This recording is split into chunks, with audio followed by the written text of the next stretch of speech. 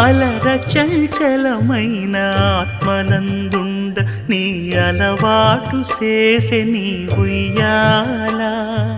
అలర చంచలమైన ఆత్మనందుండ నీ అలవాటు చేసే నీ ఉయ్యాల.